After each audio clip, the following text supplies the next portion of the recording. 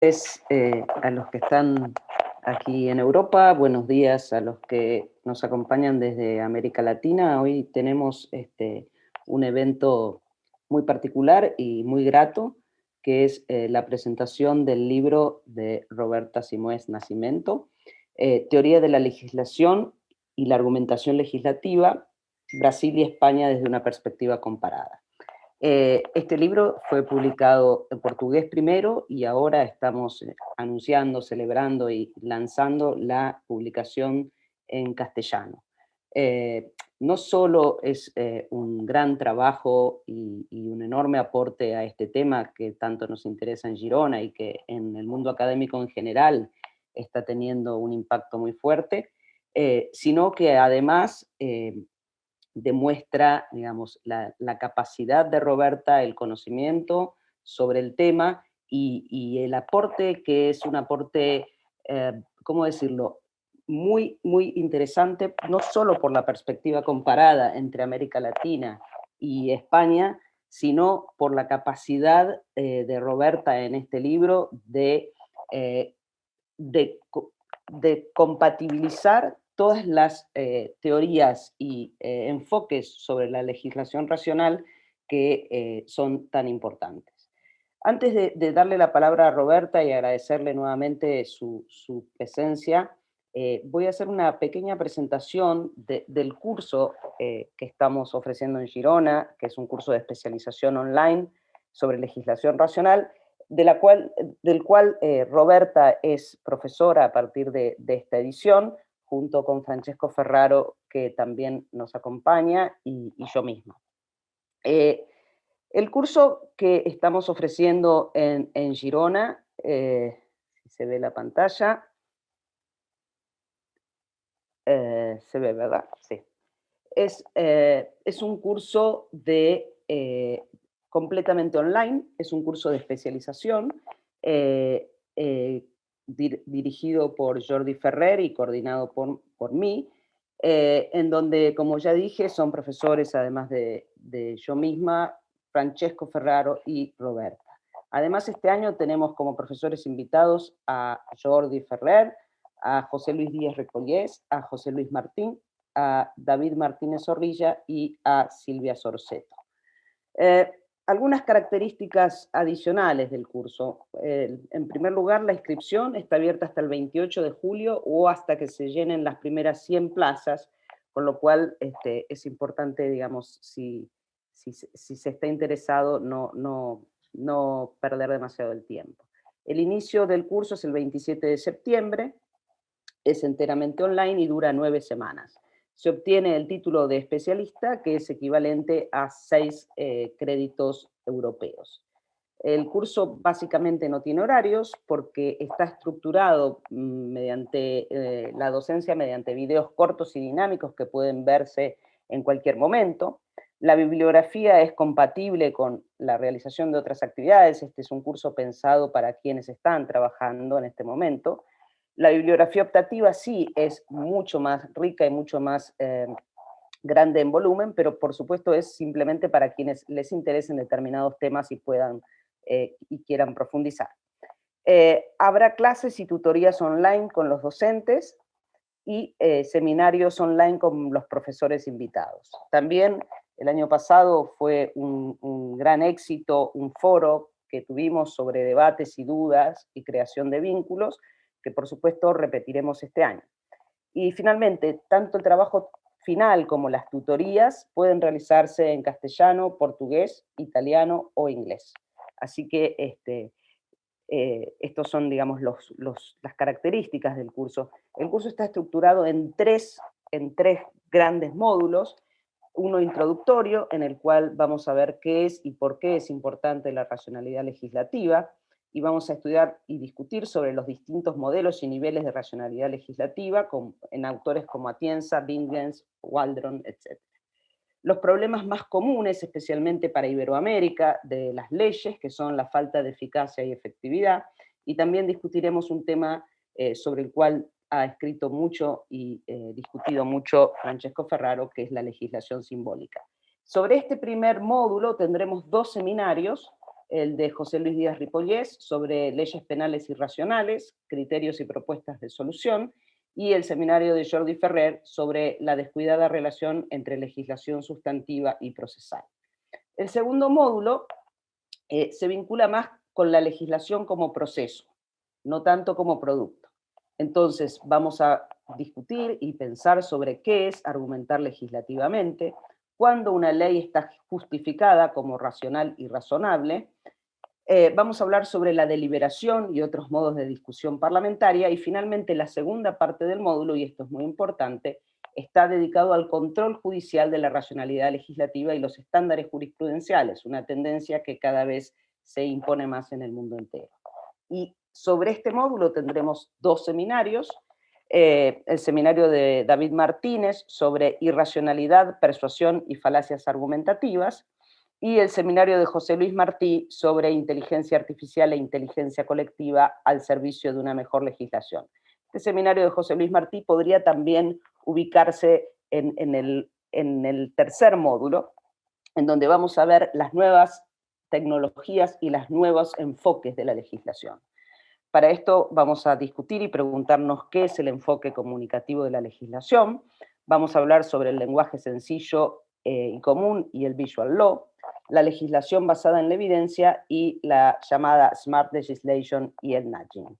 Tendremos el seminario de Silvia Sorceto, que se titula Smart Better Regulation, pesadilla o sueño noble, un enfoque razonable.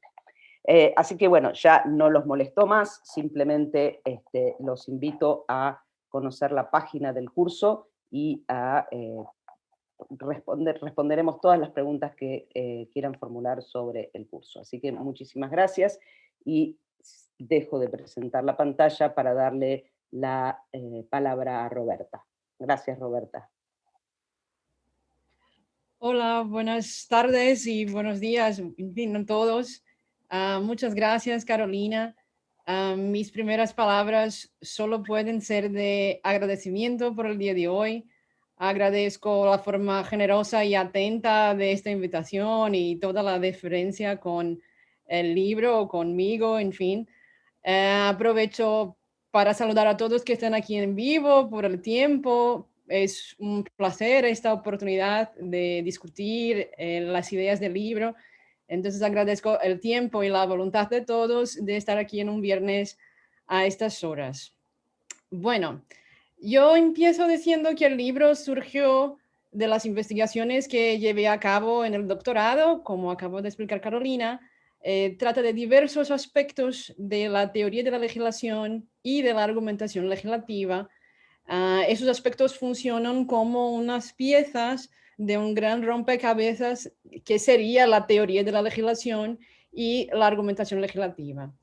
Me hubiera gustado muchísimo, precisamente de la época que investigaba para hacer la tesis, tener precisamente el curso de bases de la legislación racional, porque en el momento que hice mi investigación, reunir todo estas referencias dio muchísimo trabajo, ¿no?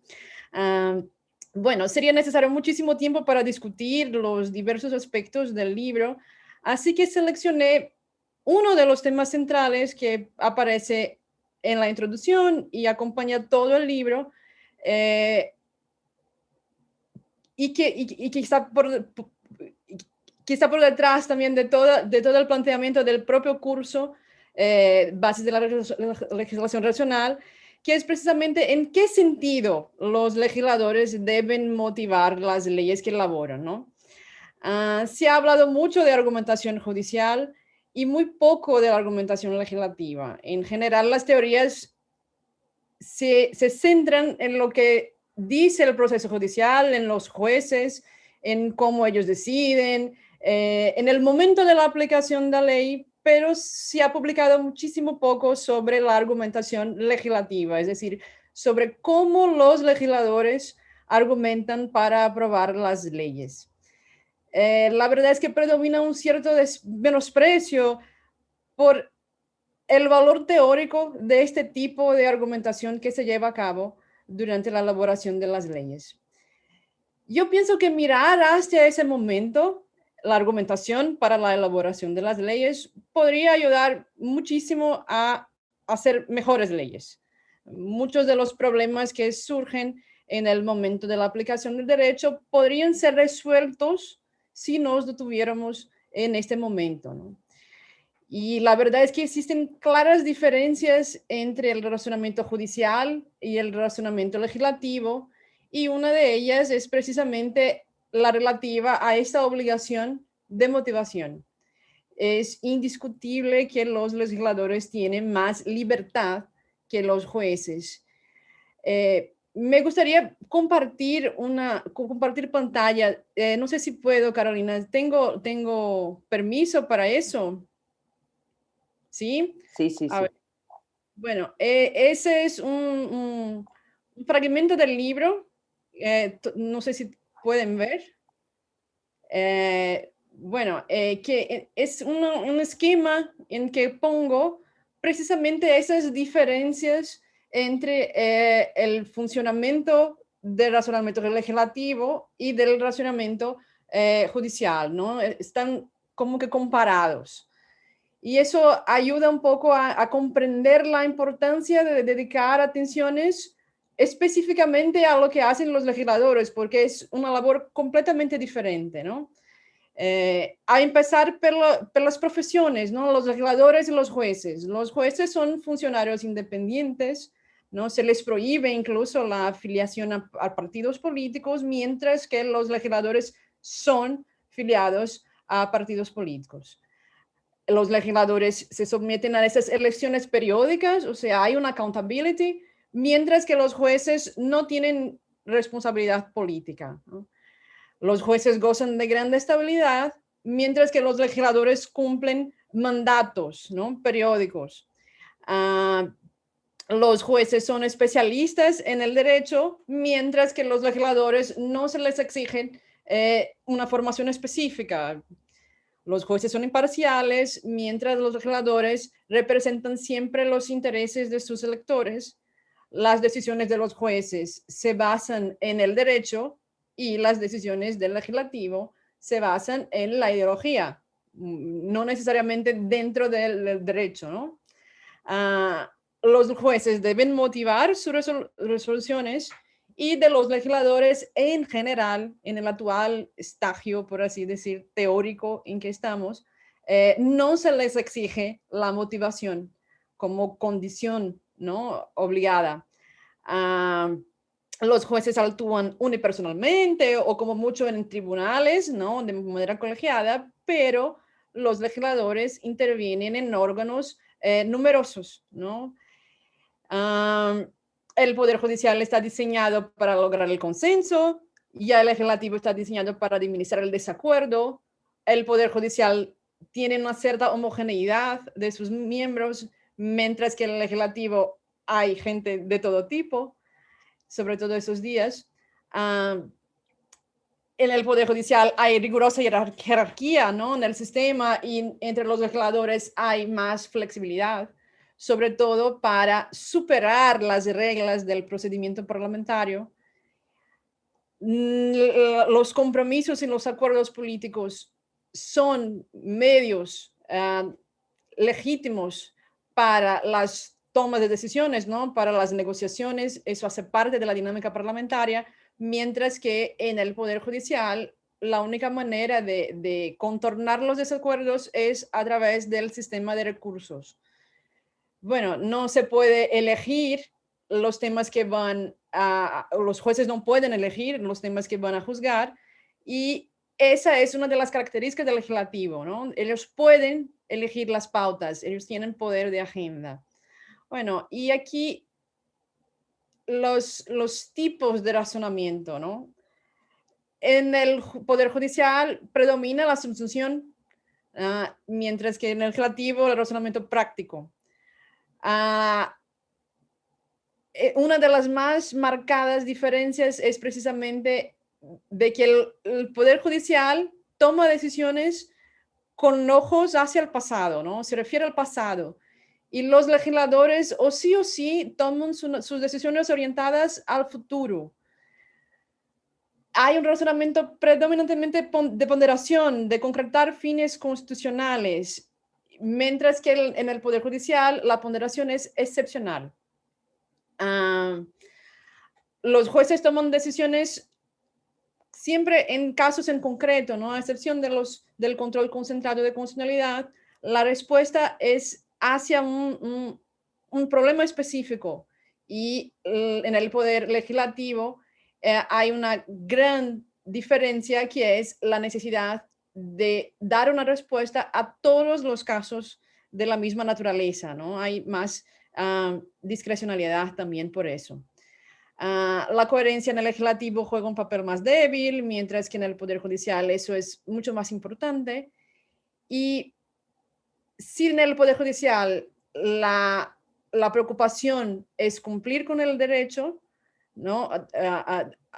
Cumplir con las reglas, la finalidad de la legislación en el Poder Legislativo es usar el derecho para lograr fines, concretar estos valores de la Constitución. Bueno, aquí sigue mi esquema sobre la naturaleza de las decisiones, ¿no? En el Poder Judicial son cerradas, en el Legislativo abiertas, en el Judicial habría criterios de corrección y en el Legislativo ellos son menos fuertes. Y los tipos de argumentos aquí están también, los deductivos en el Poder Judicial, pero en el Legislativo inductivos. Y sigo con este esquema que está en el libro, ¿no? Sobre las características de la argumentación judicial frente a la legislativa, ¿no? Eso es solamente para dar una idea de por qué habría que dedicarse más a comprender el tipo de razonamiento que se hace en el Poder Legislativo.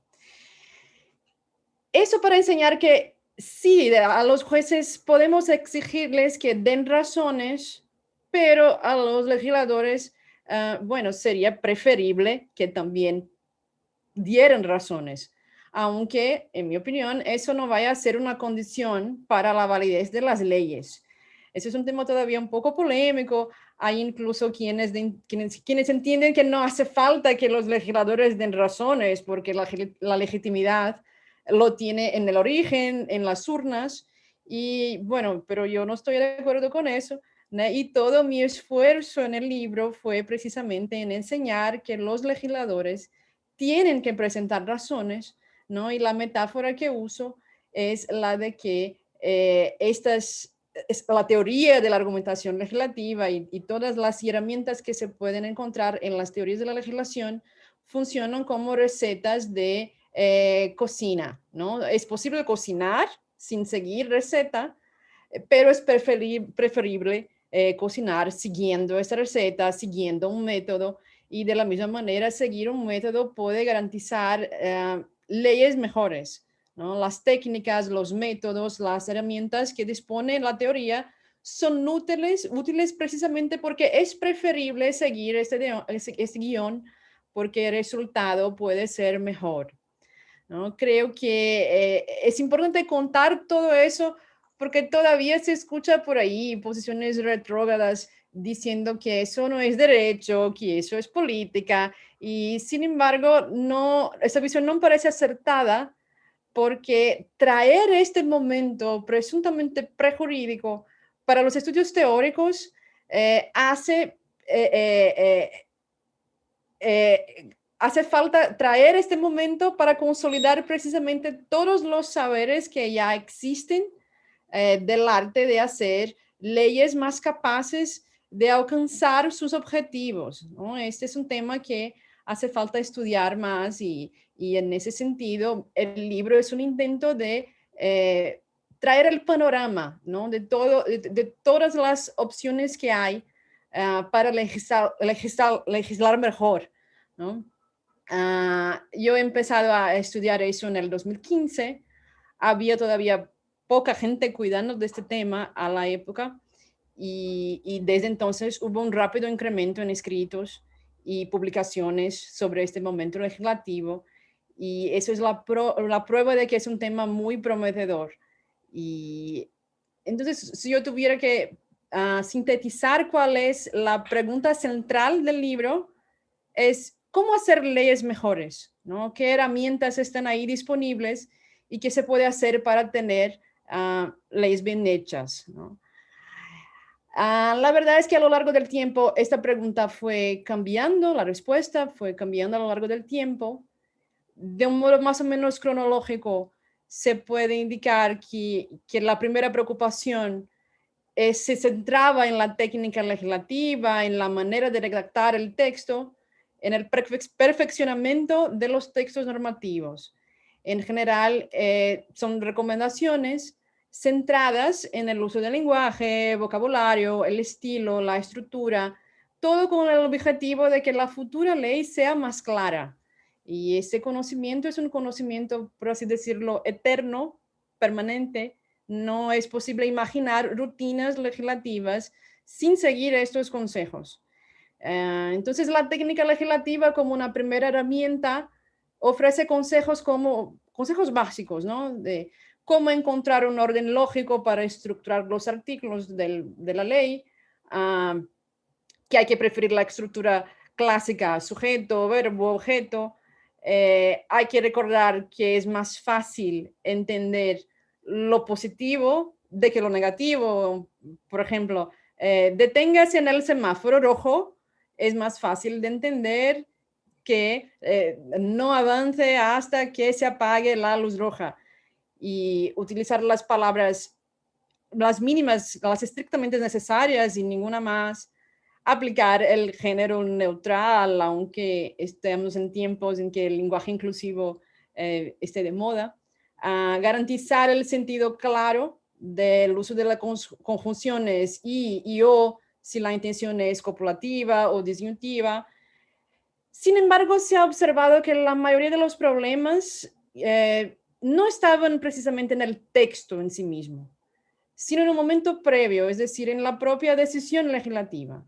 Entonces, a continuación, ¿no?, se desarrolló una técnica que da un paso hacia atrás, ¿no?, la llamada metódica legislativa, que tiene como el objetivo elaborar un cuestionario, ¿no?, una batería de preguntas que tendrían que ser contestadas antes de empezar a redactar el proyecto, con el fin de aclarar la necesidad, la eficacia y la inteligibilidad de la futura ley, ¿no? Ese es un método que utiliza la técnica checklist de raíz alemana y ofrece un cuestionario cuyas preguntas varían según el sistema, pero tiene que ver más o menos con saber si está bien definido el problema a resolver, cuáles son las causas de este problema. Hay otros factores que influyen en este problema. ¿Está realmente justificado, necesario? ¿Es realmente necesario aprobar una ley? ¿Qué pasa si no se hace nada? ¿No? ¿Existen alternativas a la aprobación de una ley? ¿Cuáles son los objetivos que se pretenden alcanzar con la ley? ¿Cuáles son los mejores instrumentos para la acción legislativa? ¿Es necesario aprobar una ley en este exacto momento? Los beneficiarios de la ley justifican, los beneficios justifican sus costes, ¿no? Pueden anticiparse los efectos de la ley. Entonces, esta lista de preguntas críticas funciona como una suerte de segunda herramienta básica para conferir más racionalidad a la aprobación de las leyes, ¿no? Una tercera herramienta es precisamente las evaluaciones de impacto legislativo, que ahora están bastante de moda en Brasil. Eh, la evaluación puede ser ex ante o ex post, y dado que la evaluación ex ante es un poco más problemática porque se basa en suposiciones, en especulaciones, en conjeturas sobre qué podía ocurrir, qué estados de cosas que son en alguna medida inciertos, ¿no? Es preferible, es más fácil centrarse en la evaluación ex post, que se asocia a un deber de los legisladores de controlar, ¿no?, de vigilar para saber si las leyes son eficaces, efectivas, eficientes. Entonces, la gran ventaja de las leyes ex post está en apoyarse en una realidad empírica. Uh, en ese sentido, las evaluaciones de impacto son una herramienta indispensable si se pretende legislar con racionalidad, ¿no? En Brasil ahora en este año del 2021 se acaba de aprobar una enmienda a la Constitución que obliga a los órganos y entidades de la administración a que realicen la evaluación de las políticas públicas, incluyendo la divulgación de este objeto evaluado y los resultados alcanzados. Bueno, durante la investigación me di cuenta de que todas estas herramientas y preocupaciones habían estado centradas en etapas previas al envío de los anteproyectos al Parlamento. Las técnicas y las teorías estaban destinadas a mejorar esa fase que se llama la fase prelegislativa de la decisión, de la redacción, y antes que el proyecto llegara al Parlamento. Y no había ninguna teoría dedicada a preocuparse y perfeccionar qué pasa tras el envío del borrador al Parlamento, ¿no? Este vacío teórico me fue llamando la atención a lo largo de la investigación y ese es un vacío sobre qué se puede hacer para conferir más racionalidad a las leyes ya dentro de los parlamentos, ¿no? Entonces, las directrices van dirigidas a los asesores, a los técnicos, y no necesariamente los parlamentarios, porque siempre es un poco más difícil controlar la acción de ellos. Y me llamó la atención especialmente uno de los autores que leí, que decía que el Parlamento puede empeorar técnicamente un proyecto, un buen proyecto, pero difícilmente puede mejorar uno malo, ¿no? Eso me había chocado un poco, ya que también soy funcionaria del legislativo. Y así que pensé en centrarme en mejorar las prácticas existentes dentro del Parlamento y las propuestas van dirigidas a mejorar esa capacidad argumentativa del Poder Legislativo. Son intentos de racionalizar la actividad del Parlamento, ¿no? Sin embargo, todo eso, las recomendaciones tienen siempre límites, ¿no? Algunos de factibilidad, pero sobre todo de voluntad política, porque el Parlamento está siempre colonizado por diversos intereses y por veces, ¿no? A veces, a menudo, la técnica es atropellada por la política, ¿no?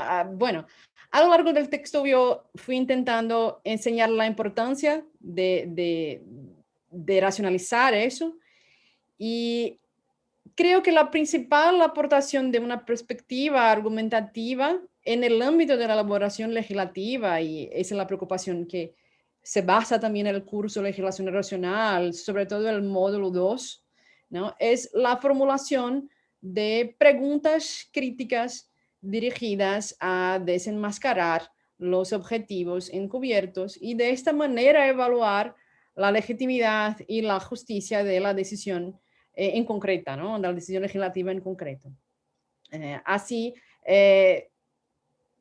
hay entendimientos que hay que poner de manera expresa, ¿no? Esa racionalidad por detrás de la elaboración de las leyes, a partir de esas preguntas, ¿no? Mi conclusión es que las teorías de la elaboración legislativa y de la argumentación son ingredientes tanto para la mejora de las leyes como para evaluar la calidad y también son útiles a la hora de aplicar e interpretar las leyes.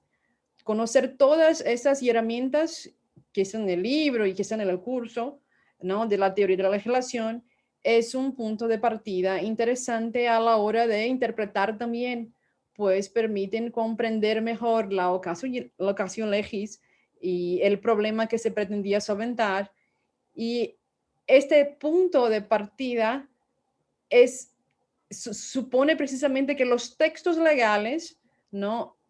Son interpretados, la interpretación empieza por ellos, y entonces hace falta comprender por qué fueron hechos de la manera como han sido hechos. Claro que ni siempre va a ser necesario hacer ese ejercicio, pero especialmente en situaciones de dudas puede ser muy útil. Entonces, en un balance creo que he podido demostrar, ¿no?, la utilidad de todas estas herramientas. Es un tema sumamente útil, ¿no? Para mí particularmente, me abrió un campo de conocimiento que no tenía antes de hacer la tesis. Eh, He quedado satisfecha con el resultado porque fui capaz de separar eh, las preocupaciones de la teoría y de estos temas con una supuesta defensa de un legicentrismo, una asociación equivocada con la escuela de la exegesis, ¿no? Con ese trabajo he podido demostrar que no hay nada de eso, no tiene que ver con eso, ¿no? En un Estado constitucional, si se quiere consolidar y construir un Estado constitucional, tanto legisladores como jueces, las tareas de unos y de otros no son excluyentes o opuestas, ¿no? Los jueces van a continuar juzgando y los legisladores también tienen su espacio, y yo entiendo que la tarea de cerrar lo que ha dejado en abierto la Constitución corresponde a ambos, ¿no? Tanto a los legisladores como a los jueces, pero en fin, no necesariamente en este orden.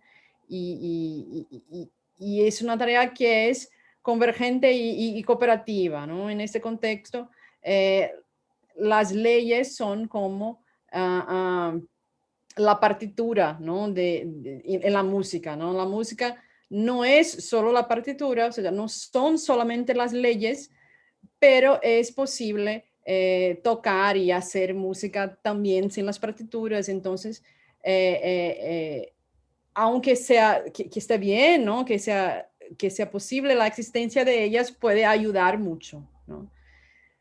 El gran problema de las teorías de una tesis, de una obra, de los estudios teóricos en general, es descuidar del contexto fáctico, ¿no? El cuadro de la realidad legislativa, especialmente en Brasil, y me temo que no sea muy diferente en otros países latinoamericanos, es un cuadro de marcado déficit de racionalidad en las justificaciones producidas por los legisladores, ¿no? Resulta difícil encontrar las motivaciones de las leyes.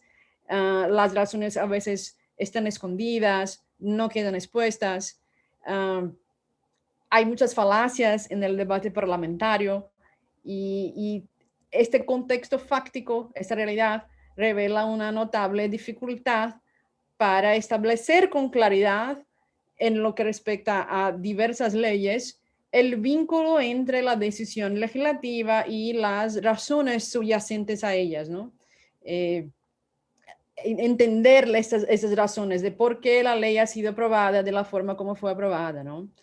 Y ese diagnóstico de la realidad solamente va a ser cambiado cuando varias personas empiecen a preocuparse más, ¿no?, con ese tema y con este momento. No hay pretensión de resolver esto con un trabajo solamente, ¿no? Bueno, lo que hice fue enseñar que era posible hacer algo más que simplemente criticar esta realidad, y que esas teorías son incompletas, ¿no? Las teorías de diversos filósofos del derecho, de diversos teóricos a lo largo del tiempo, se han centrado mucho en el poder judicial, en los jueces, y estas teorías no se pueden trasladar simple y llanamente a lo que hacen los legisladores, ¿no? Entonces, puse de manifiesto que hay un cierto asco, ¿no? Muchos teóricos no quieren ensuciar sus manos con los problemas del poder legislativo y prefieren cerrar los ojos para lo que se puede hacer. Y yo he intentado entonces dar un paso adelante en ese sesgo y pensar en formas de mejorar lo que parece posible ser mejorado, ¿no? El libro tiene una preocupación entonces permanente en cómo mejorar las prácticas, tanto en la teoría, no, de prácticas de investigación, ¿no?, como las prácticas legislativas de quien está dentro, ¿no?, de los que componen el Parlamento, ¿no? Entonces, ese es un elemento importante de la investigación. Uh, Otra característica que entiendo importante también es que no basta con dar las razones, ¿no? Eso es solamente el primer paso, ¿no? Es necesario además que esos argumentos que son utilizados en la elaboración de las leyes, ellos sean correctos, que sirvan a los fines y valores que se deben alcanzar en el ordenamiento jurídico y que se ajusten a estas aspiraciones que son aspiraciones del Estado, de la sociedad que se desea construir. Y si se quiere, ¿no?, evitar una juristocracia, una dictadura del Poder Judicial, es más necesario de que nunca renovar el interés por los estudios legislativos, ¿no? Entonces, la importancia, el interés de este tipo de estudio está en enfatizar el papel del derecho, el carácter instrumental, ¿no?, de ver el derecho como un medio para alcanzar fines y los fines, sobre todo los buenos fines, no pueden alcanzarse con malos medios y por eso estudiar estas técnicas y estas herramientas que dispone la teoría de la legislación es útil, ¿no? Mi intuición es que estos temas siguen siendo un campo muy prometedor, ofrecen una amplia agenda de estudios por desarrollar y el curso de especialización bases en legislación racional es precisamente un campo para eso, ¿no? Se tiene un mapa del camino de por dónde seguir y entonces no, el libro no agota los caminos posibles y la pregunta que, que uno puede preguntar es, ¿y por qué será bueno estudiar o leer sobre la teoría de la legislación? ¿Por qué debemos preocuparnos por las cosas que hacen los legisladores, ¿no? Entonces, la respuesta tiene que ver con el tipo de preocupación, ¿no? De promocionar una cultura de legislativos y legisladores capaces de ofrecer razones y que justifiquen sus decisiones precisamente para alejar los intereses oscuros, alejar la arbitrariedad, pero en un intento de hacer eso sin idealismos, ¿no? Yo creo que en un Estado constitucional la obligación de dar razones no podía detenerse en las puertas del Parlamento, ¿no? Así que yo espero que disfruten del libro, ¿no? Eh, tenga certeza de que el libro fue escrito con mucha pasión, con un gran deseo de hacer un trabajo limpio y preciso y que contribuya eficazmente para presentar este panorama teórico y los problemas y sugerencias, ¿no? Bueno, yo pido perdón por los errores de mi español. Como saben, el español es mi segunda lengua, no nací hablando español, pero quedo a la disposición para las preguntas en esta segunda etapa. Y Carolina, te devuelvo la palabra.